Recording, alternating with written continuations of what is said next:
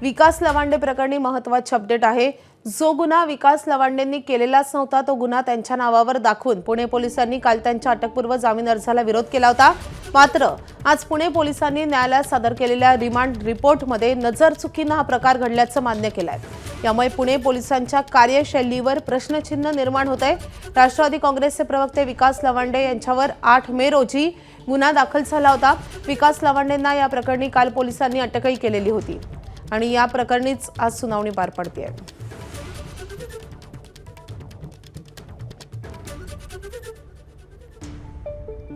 तर या सुनावणी दरम्यानच पुणे पोलिसांनी हे कबूल केलेलं आहे की रिमांड रिपोर्टमध्ये नजरचुकीने हा प्रकार घडलेला आहे।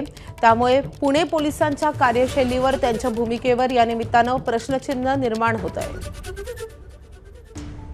वादग्रस्त विधान प्रकरणी विकास लवांडे यांच्यावर गुन्हा दाखल करून त्यांना अटक झालेली होती।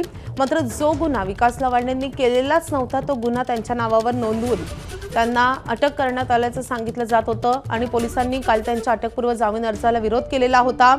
त्यानंतर विकास लवांडे यांनी देखील त्यांच्यावर झालेले सगळे आरोप फेटाळलेले होते आणि आज पुणे पोलिसांनी न्यायालयामध्ये सादर केलेल्या रिमांड रिपोर्टमध्ये नजरचुकीने हा प्रकार घडल्याचं मान्य केलेलं आहे।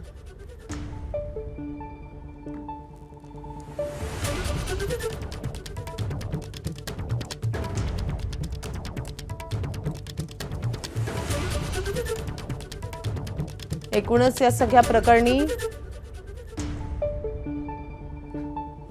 पुणे पोलिसांच्या कार्यशैलीवर त्यांच्या भूमिकेवर प्रश्नचिन्ह निर्माण होत आहे। विकास लवांडे यांना आज न्यायालयात हजर करण्यात आलेलं आहे आणि त्यानंतर न्यायालयामध्ये पुणे पोलिसांनी जी रिमांड कॉपी दिलेली आहे त्या रिमांड रिपोर्टमध्ये पुणे पोलिसांनी हे कबूल केलेलं आहे की नजरचुकीने हा सगळा प्रकार घडलेला आहे।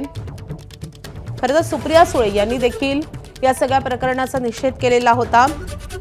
राष्ट्रवादी काँग्रेस पक्षाचे प्रवक्ते विकास लवांडे यांना अटक करण्यात आली, या अटकेचा आम्ही निषेध करतो असं सुप्रिया सुळे यांनी म्हटलेलं होतं आणि त्यानंतर त्यांनी काही सवाल उपस्थित केले होते।